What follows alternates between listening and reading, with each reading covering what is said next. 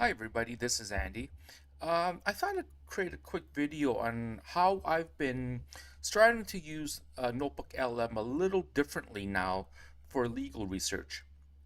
So what I found is when I was using OpenAI, one was very time consuming, and the other thing was it didn't really do a good job of uh, identifying the key, I guess, stare decisis of that particular case. It would always it would tend to bring up some very good points, but it would miss, the key element that for whatever reason that case is cited in other cases. So, for example, if you've had a case regarding a residency obligation of a child, you'll be citing 2006 FC 1359 quite a bit, and it's cited a lot, obviously, and it's because of one key paragraph. I think it's 25 or 26, where in most cases the child can only accomplish what the parents are prepared to allow and support.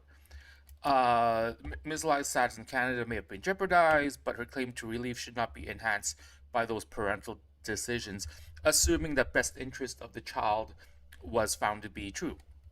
So when I put this into ChatGPT, and then when I put in subsequent cases that cite this, those subsequent cases don't don't necessarily do a good job of mentioning why why Live versus Canada was cited. So what I've been doing recently, and I've been using NotebookLM, and I found it to be a very good tool to help you get started along that path.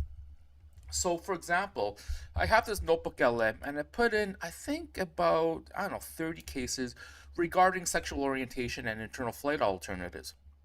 So I put these all in, and currently I'm just adding the URL. So if you can go add source and just put in the website there. Currently, OpenAI doesn't do a very good job of that, but it's still late November 2024. Hopefully, within the next little while, that'll become a little more consistent. So what I've done is this. So I've put all these cases in, and as I've demonstrated in a previous video, I mean, if you wanted to, you can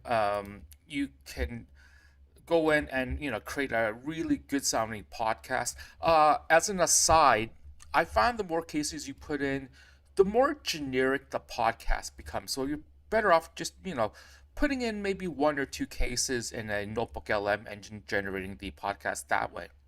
Okay, but back to the main topic. So I'm gonna put in a prompt, and this is just an attempt to summarize which cases these cases cite. Okay, so I'm gonna copy in my prompt, and here's my prompt. So list the citations used in these cases. And it takes a while, so I'll just put a pause on it. I kind of cheated. Um, I actually already ran this, but I just wanted to show it running. This does seem to take a couple minutes, but um, these citations are very accurate. Kantasame, um, very it's decided almost every time for agency cases, obviously. But when I ran it, and I'll just scroll up, it has these cases cited previously from all of them. So it's a good way if you wanted to cross reference. So and that prompt there I actually generated from this.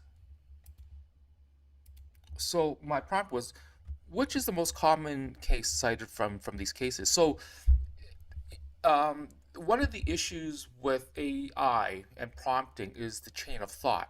So it doesn't necessarily these AI models, they don't necessarily remember what you had previously asked for. So when you prompt it, what is the most common case from these cases, first it have to have generated this list in the first place. So I think the chain of thought process is getting better because then it's going back and self-evaluating what the previous results are. But you know, getting this from these cases where you're looking for sexual orientation and internal flight alternatives, and that's just simply I'm just pulling up a list with this filter from Canley, filtering by the most recent cases. I entered in the URLs here. That's how I'm able to generate this this shorter list. So if you're doing a lot of research, I think this could be a very valuable tool. Anyways, I've got some more ideas, but I thought I'd create a short and concise video on this particular topic. Thanks. Bye.